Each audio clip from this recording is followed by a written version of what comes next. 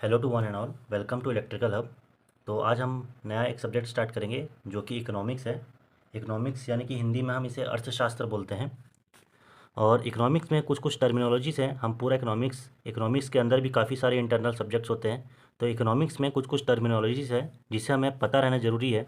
उसके बिना हम इकोनॉमिक्स को आगे बढ़ा नहीं पाएंगे। सबसे पहले है डिमांड, दूसरा है सप्लाई, तीसरा है प्राइस, फिर फोर्थ है मार्केट। और भी बहुत सारे टर्मिनोलॉजीज़ हैं जैसे कि कमोडिटी। कमोडिटी यानी कि कोई भी सर्विस या गुड्स को हम कमोडिटी बोलते हैं। जो हम कंज्यूम कर सकते हैं उसे हम कमोडिटी बोलते हैं। वैसे ही अगर हमें कोई सेटिस्फाइंग लेवल पता करना है कि हम किसी चीज़ को कंज्यूम करेंगे तो हमें उसका सेटिस्फाइंग पावर कैसे पता चलेगा, उसको बोलते हैं यूटिलिटी। तो ये सारे टर्मिनोलॉजीज़ हैं या फिर बोल सकते हैं इकोनॉमिक्स के लैंग्वेज हैं। तो अगर हमें इकोनॉमिक्स पढ़ना है तो हमें उसके लैंग्वेज से वाकिफ़ होना पड़ेगा। तो आज का टॉपिक है सबसे पहले डिमांड।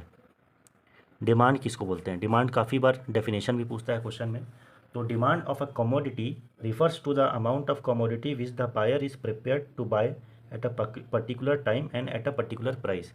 यानी कि डिमांड उसे बोलते हैं कोई भी चीज़ को जिसके लिए कोई भी बायर तैयार है पैसा पे करने के लिए at particular time and at particular price. यानी कि अगर मुझे कोई चीज़ पसंद है, मान लो मुझे चॉकलेट पसंद है, तो मैं उसकी डिमांड कर सकता हूँ चॉकलेट की किसी भी दुकान में। अगर मेरे पास उतना पैसा है, अगर मैं I am power back buy money and I have ability to pay that money, अगर मेरे पास पैसा है पटाने का, अगर चॉकलेट ख़रीदने के लिए, और उस फिक्स रेट पे, उसको बोलते हैं डिमांड। तो डिमांड, अब इतना पता चल गया डिमांड। डिमांड का अगर हमें डेफिनेशन चाहिए तो मैं वर्बली बोल रहा हूँ, आप चाहें तो नोट कर सकते हैं।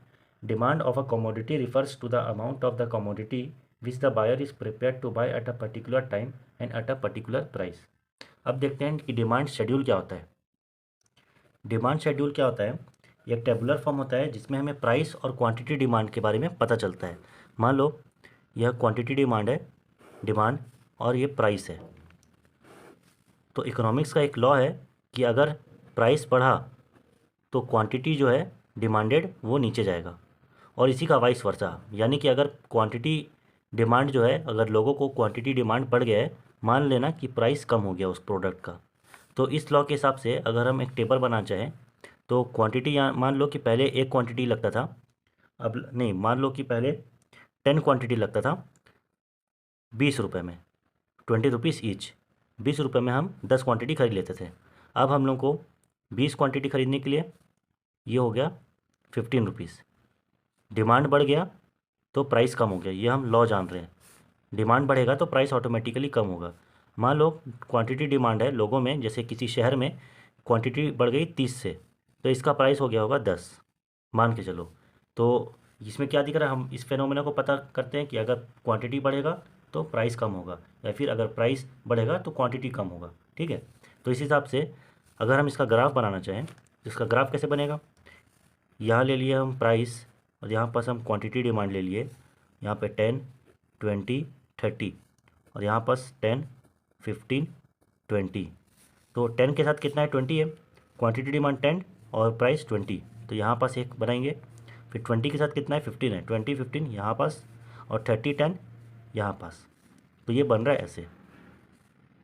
तो इसे कहते हैं डिमांड शेड्यूल।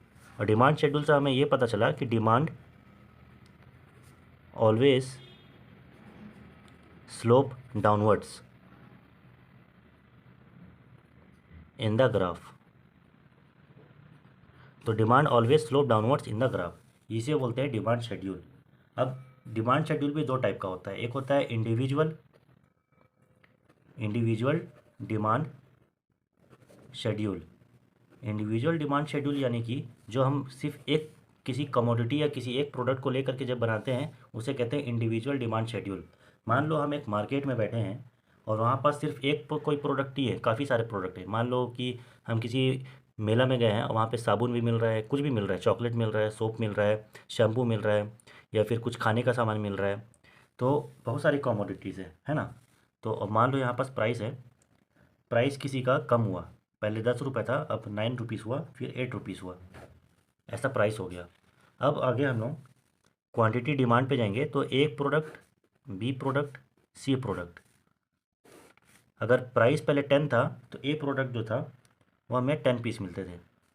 अब उसके क्वांटिटी डिमांड थे 10।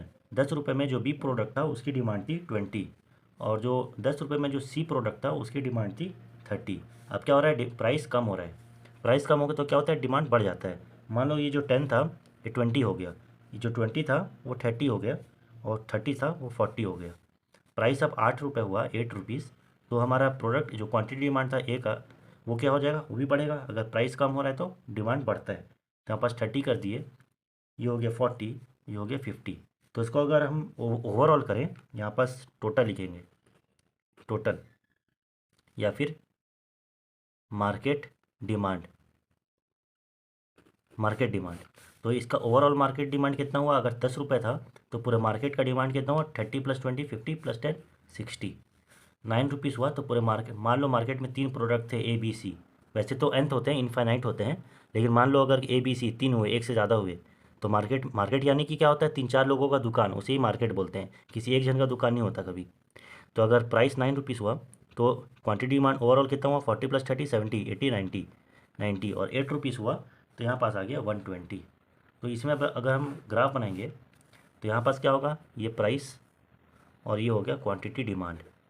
यहाँ पास क्वांटिटी डिमांड 60 90 120, प्राइस कितना है 8 9 10। तो जब 10 रुपीज़ था तब कितना था 60, 10 और 60 यहाँ पास आएगा। फिर 9 रुपीज़ में कितना हुआ 90, 9 रुपीज़ में 90। अब 8 रुपीज़ में कितना है 120, 8 रुपीज़ में 120। ये स्लोप डाउनवर्ड्स, तो हमेशा डिमांड जो है स्लोप डाउनवर्ड्स होता है, ठीक है। इसको बोलते हैं मार्केट डिमांड शेड्यूल, इसको बोलते हैं, ये छोटे वाले को, सिंपल डेटा को, इंडिविजुअल डिमांड शेड्यूल। तो इतना हो गया हमारा डिमांड। अब डिमांड जो है हमेशा स्लोप डाउनवर्ड होता है, यानी कि प्राइस अगर डिक्रीज़ होगा तो क्वांटिटी इंक्रीज़ होगा, और अगर क्वांटिटी इंक्रीज़ हुआ तो प्राइस डिक्रीज़ होगा। और ये क्यों होता है हमेशा, क्योंकि न्यू बायर्स बनते जाते हैं, न्यू बायर्स बाय, यानी कि प्राइस कम होगा, यानी कि और नए ग्राहक आएंगे, कस्टमर्स बढ़ेंगे, प्राइस कम हुआ तो, ठीक है। और जो पुराने थे, यानी कि अगर प्राइस कम हुआ तो क्या होगा, जैसे मैं एक चॉकलेट ख़रीदता था और मुझे पता चला कि प्राइस कम हो गया उस चॉकलेट का, तो मैं फिर जाऊँगा उस शॉप में और वही प्रोडक्ट फिर से ख़रीदूँगा। यानी कि अगर प्राइस कम हो रहा है तो मैं उस प्रोडक्ट को दोबारा ख़रीद रहा हूँ, डिमांड बढ़ रही है। और इनकम भी इफ़ेक्ट करता है, कभी कभी इनकम बढ़ जाता है। अगर इनकम बढ़ता है तो हम खरीदने जाते हैं, डिमांड बढ़ जाती है, ठीक है। इससे प्राइस का लेना देना नहीं है, लेकिन अगर इनकम बढ़ेगा तो हम ज़्यादा प्रोडक्ट खरीदते हैं, ये ह्यूमन नेचर है। तो ये कुछ रीजंस है डिमांड के बढ़ने या कम होने के। कभी कभी प्राइस का इफेक्ट नहीं होता है डिमांड पे, मान लो इनकम बढ़ा तो उससे प्राइस का फ़र्क नहीं पड़ता है। अगर हमारी इनकम बढ़ी तो हम प्रोडक्ट ज़्यादा खरीदने को तैयार होते हैं।